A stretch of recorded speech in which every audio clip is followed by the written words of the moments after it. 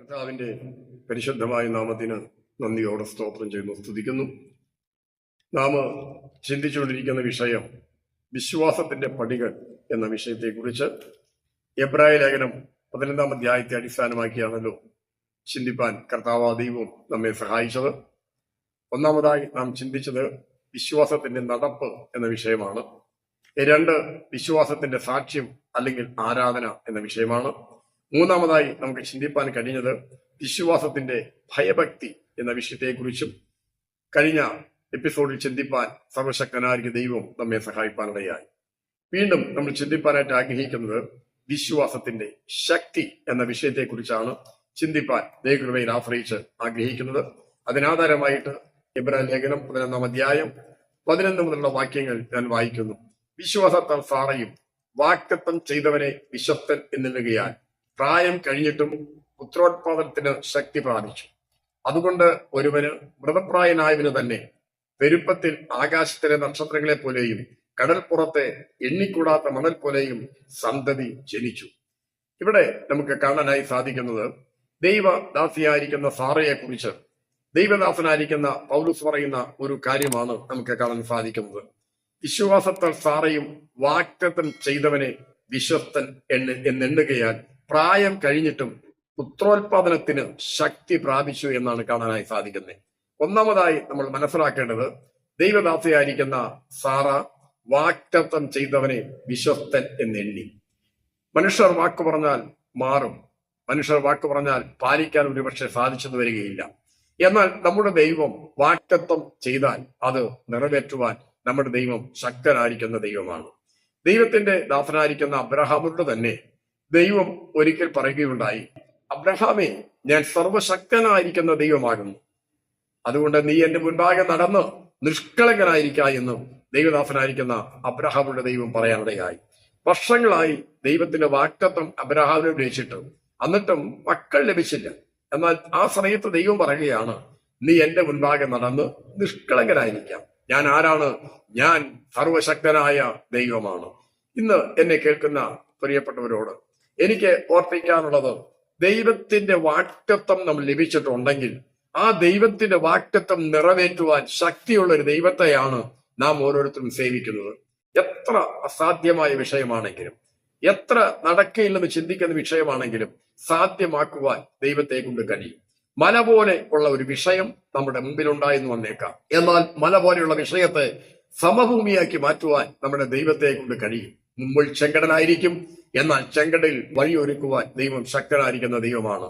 മുമ്പിൽ എരിഹോവായിരിക്കും, എന്നാൽ എരിഹോവിനെ ഇടിക്കുവാൻ കഴിയുന്ന ദൈവശക്തി അവിടെ വ്യാപരിക്കും എന്നുള്ളതിന് സംശയമുള്ള കാര്യമല്ല. ദൈവത്തിന്റെ ദാസനായിരിക്കുന്ന സെരുബാബേലിനോട് ദൈവം പറയുകയാണ്, സെരുബാബേലെ, നീ എന്തിനാ ഭയപ്പെടുന്നേ? സെരുബാബേലുള്ള മഹാപർവ്വതമേ, നീ ആര്? അത് സമഭൂമിയായി തീരും. ദൈവത്തിന് സ്തോത്രം ചെയ്യുന്നു, സ്തുതിക്കുന്നു. ശക്തിയാലല്ല, സൈന്യത്താലല്ല, എന്റെ ആത്മാവിനാ എന്ന് പറഞ്ഞു കഴിഞ്ഞാൽ എന്റെ ആത്മാവ് കൊണ്ട്, നിന്റെ ശക്തി കൊണ്ടല്ല, നിന്റെ സൈന്യം കൊണ്ടല്ല, നിന്റെ കൈവെടുക്ക് കൊണ്ടല്ല, നിന്റെ പരിചയം കൊണ്ടല്ല, പിന്നെയോ എന്റെ ശക്തി കൊണ്ട് ഈ പണി നടക്കും. പർവ്വതസമാനമായ വിഷയം നിന്റെ മുമ്പിലുണ്ട്, തടസ്സമുണ്ട്. എന്നാൽ അതിനെ മാറ്റി അതിന് അനുകൂലമായ സാഹചര്യം നൽകുവാൻ ഞാൻ ശക്തനായ ദൈവമാകുന്നു എന്നാണ് ദൈവം പ്രസ്താവിക്കുന്നത്. അതെ, ഇന്ന് ഈ സമയം എന്നെ കേൾക്കുന്ന പ്രിയപ്പെട്ടവരെ, നിങ്ങളുടെ ജീവിതത്തിൽ അസാധാരണമായ ഒരു ദൈവപ്രവൃത്തി നടക്കുവാനായിട്ട് നീ ആഗ്രഹിക്കുന്നുവെങ്കിൽ അത് നടത്തുവാൻ ദൈവം ശക്തനായിരിക്കുന്ന ദൈവമാണ്. പലവിധമായ തടസ്സങ്ങള്, പലവിധമായ പ്രശ്നങ്ങള്, വേദനയുടെ അനുഭവങ്ങള്, തകർച്ചയുടെ അനുഭവങ്ങള്, അത് പലപ്പോഴും തകർത്തിക്കളയുന്ന വാക്കുകള് ഒക്കെ നമ്മുടെ ജീവിതം ഉണ്ടായെന്ന് വരാം. എന്നാൽ ഒരു കാര്യം ഓർക്കണം, നമ്മുടെ ദൈവം ആരാണ്? അവൻ ജീവിക്കുന്ന ദൈവമാണ്. എന്റെ ദൈവത്തിന് കഴിയാത്തൊരു കാര്യവുമില്ലെന്ന് വിശ്വസിപ്പാൻ നീ തയ്യാറാകുന്നുവെങ്കിൽ വിശ്വസിക്കുന്നതിൽ വ്യാപരിക്കുന്ന അവന്റെ ശക്തിയുടെ അളവറ്റ വലിപ്പമുണ്ട്. ദൈവനത്തിൽ നോക്കുന്നതായ സമയത്ത് നമ്മുടെ കർത്താവായ യേശു ക്രിസ്തു പോലും വിശ്വസിക്കുന്നവരുടെ ഇടയിൽ മാത്രമാണ് അത്ഭുതങ്ങൾ പ്രവർത്തിച്ചിട്ടുള്ളത്. എന്നാൽ ചിലയിടങ്ങളിൽ യേശു പോയപ്പോൾ അവിടെ വിശ്വാസമില്ലാകിയാൽ യേശു വലിയ അത്ഭുതം ചെയ്തതായി കാണാനായി സാധിക്കുന്നില്ല. അപ്പോൾ എവിടെയെങ്കിലും ദൈവത്തിന് പ്രവർത്തിക്കണമെങ്കിൽ നമ്മിൽ എന്തുണ്ടാകണം? ഒരു വിശ്വാസം ഉണ്ടാകണമെന്ന് അതിൽ നമുക്ക് മനസ്സിലാക്കാൻ സാധിക്കുന്നു. അപ്പോൾ ആരെയാണ് ദൈവം വിശ്വസിക്കുന്നത്? വാഗ്ദത്തം ചെയ്തവൻ വിശ്വസ്തൻ എന്നെണ്ണി. നമുക്ക് ഈ നാളുകളില് ദൈവവചനത്തിലെ അനേക വാഗ്ദത്തങ്ങൾ നമുക്കുള്ള വാഗ്ദത്തമാണ്. ഒരു ബൈബിൾ എഴുതി തീർത്തു എന്ന ഒരു കാഴ്ചപ്പാടിലല്ല ദൈവം ചെയ്തത്. കാലാകാലങ്ങളിൽ ദൈവത്തെ സേവിക്കുന്ന ദൈവജനത്തിനുള്ളതായ അനേക വാഗ്ദത്തങ്ങൾ ഈ ദൈവജനത്തിൽ ദൈവം രേഖപ്പെടുത്തിയിട്ടുണ്ട്. ഈ വാഗ്ദത്തമെല്ലാം പ്രാർത്ഥിച്ച് ഏറ്റെടുക്കുന്ന ദൈവമക്കൾക്ക് നിറവേറ്റുവാൻ ദൈവം ശക്തനായിരിക്കുന്ന ദൈവമാണ്. ദൈവം അബ്രഹാമിനോട് ചെയ്ത വാഗ്ദത്തം നിനക്ക് തലമുറയെ നൽകാമെന്നാണ്. നമുക്ക് മനസ്സിലാക്കാൻ കഴിയണമെങ്കിൽ ഉൽപ്പത്തി പുസ്തകം 15-ാം അധ്യായത്തിലേക്ക് കടന്നു വരാം. ഒരു യുദ്ധമൊക്കെ കഴിഞ്ഞ് മടങ്ങി വരുന്ന അബ്രഹാമിന്റെ അടുക്കൽ ദൈവം പറയുകയാണ്, അബ്രഹാമെ ഭയപ്പെടേണ്ട, ഞാൻ നിന്നെ പരിചയം അതിമഹത്തായ പ്രതിഫലവുമാകുന്നു. ഉടനെ ദൈവത്തോട് അബ്രഹാം ചോദിക്കുകയാണ്, ദൈവമേ നീ എനിക്ക് എന്നാ തരും? ഞാൻ മക്കളില്ലാത്തവനാണ്.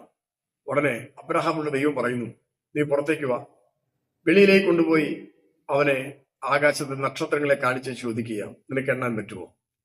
അബ്രഹാം പറഞ്ഞു, സാധ്യമല്ല, അങ്ങനെയെങ്കിൽ നിന്റെ സന്തതി ഇവണ്ണമാകുമെന്ന് അബ്രഹാമിനോട് ദൈവം പറഞ്ഞു. അവിടെ വായിക്കുന്നത് അബ്രഹാം ദൈവത്തിൽ വിശ്വസിച്ചു, അത് അവന് നീതിയായി കണക്കിട്ടു എന്ന് കാണാനായി സാധിക്കുന്നു. അപ്പോൾ ദൈവത്തിന്റെ വാഗ്ദത്തം മക്കളില്ലാത്തപ്പോൾ ദൈവം നൽകിയിരിക്കുന്നത് ആകാശത്തിലെ നക്ഷത്രങ്ങളെ പോലെ തലമുറകളെ നൽകുമെന്ന് ദൈവം വാഗ്ദത്തം നൽകിയിട്ടുണ്ട്. ഈ വാഗ്ദത്തത്തിൽ ദൈവദാസിയായിരിക്കുന്ന സാറ പൂർണ്ണമായി വിശ്വസിച്ചു. അതാണ് നമുക്ക് ആ ഭാഗത്ത് കാണാനായി സാധിക്കുന്നത്. വാഗ്ദത്തം ചെയ്തവനെ വിശ്വസ്തൻ എന്ന് എണ്ണുകയാൽ പ്രായം കഴിഞ്ഞിട്ടും മക്കൾ ഉണ്ടാകുവാനൊക്കെ കാരണമായി തീർന്നു. അത് സത്യമായ കാര്യമാണ്. എന്ന് വെച്ചാൽ അസാധാരണമായ ഒരു പ്രവൃത്തി അവിടെ സാധ്യമായി തീരുകയാണ്.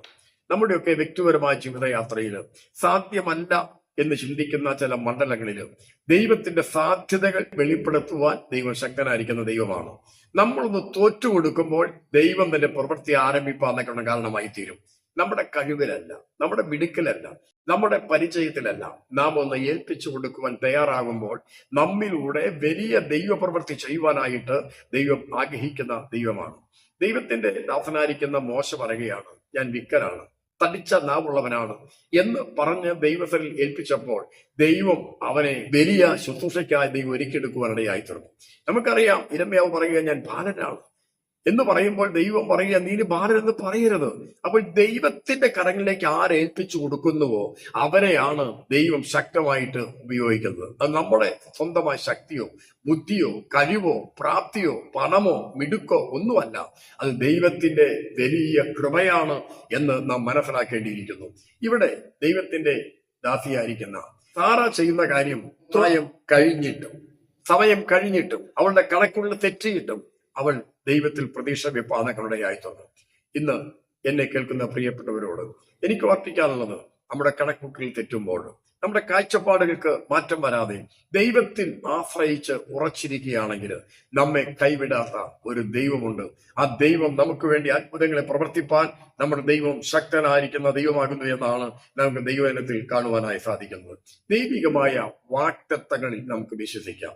തിരുവചനത്തിൽ അനേക വാഗ്ദത്തങ്ങളുണ്ട്. നീ ഒരു രോഗിയാണോ? കർത്താവിന്റെ വാഗ്ദത്തമാണ്, ഞാൻ നിന്നെ സൗഖ്യമാക്കുന്ന യഹോവയാകുന്നു എന്ന്. നീ സാമ്പത്തിക ഞെരുക്കം അനുഭവിക്കുന്ന വ്യക്തിയാണോ? നിന്റെ ബുദ്ധിമുട്ടൊക്കെയും അവന്റെ ധനത്തിന് ഒത്തവണ്ണം തീർപ്പാൻ ദൈവം ശക്തനെന്ന് ദൈവത്തിന്റെ വാഗ്ദത്തമുണ്ട്. ആമേൻ. ദൈവത്തിന്റെ സ്തോത്രം. നീ ഞെരുക്കം അനുഭവിക്കുന്ന വ്യക്തിയാണോ? അതെ, ഞെരുക്കത്തിൽ ഞാൻ യഹോവയോട് നിലവിളിച്ചു, യഹോവ എനിക്ക് ഉത്തരമരളി എന്നെ വിശാലതാക്കിയെന്ന് ദൈവത്തിന്റെ വാഗ്ദത്തമുണ്ട്. അതെ, അനേക വാഗ്ദത്തങ്ങൾ ദൈവത്തിൽ ഉരുവിട്ടുകൊണ്ട് നീ പ്രാർത്ഥിപ്പാൻ തയ്യാറാകുന്നുവെങ്കിൽ നമ്മുടെ ദൈവം വാഗ്ദത്തങ്ങളിൽ വിശ്വസ്തനായ ദൈവമാണ്. ആ ദൈവത്തിന്റെ വാഗ്ദത്തം നമ്മുടെ ജീവിതത്തിൽ ഏറ്റെടുക്കുവാൻ നമ്മൾ ഏൽപ്പിച്ചു കൊടുക്കണം. ഇവിടെ നമുക്ക് കാണുവാൻ കഴിയുന്ന കാര്യം എന്നാ ചോദിച്ചാൽ, ദൈവത്തിന്റെ ദാസിയായിരിക്കുന്ന അതെ സാറ വാഗ്ദത്തം ചെയ്തവൻ വിശ്വസ്തൻ എന്ന് എണ്ണി. അതുകൊണ്ട് തന്റെ വിശ്വാസത്തിന്റെ ശക്തി ദൈവത്തിന്റെ വാഗ്ദത്തം പ്രാപിപ്പാൻ കാരണമായി തീർന്നു. അതെ, നമുക്ക് ഈ നാളുകളിൽ ദൈവത്തിന്റെ വാഗ്ദത്തം പ്രാപിപ്പാനായിട്ട് ഒന്ന് ആഗ്രഹിക്കാം, നമുക്ക് പ്രാർത്ഥിക്കാം. ദൈവത്തിൽ എഴുതിയിരിക്കുന്ന വാഗ്ദത്തങ്ങൾ ഓരോന്നും നമ്മുടെ തലമുറകളിൽ, നമ്മുടെ വ്യക്തിപരമായ ജീവിതത്തിൽ, നമ്മുടെ സഭാ ജീവിതത്തിൽ, നമ്മുടെ കുടുംബ ജീവിതത്തിൽ വെളിപ്പെടുത്തുവാൻ കഴിയുന്ന ഒരു ദൈവമുണ്ട്. കർത്താവ് നമ്മുടെ കൂട്ടാളിയായിരിക്കട്ടെ. കർത്താവിനെ നമ്മുടെ വിഷയം ഭരമേൽപ്പിക്കാം. ദൈവം നമ്മെ അനുഗ്രഹിക്കട്ടെ.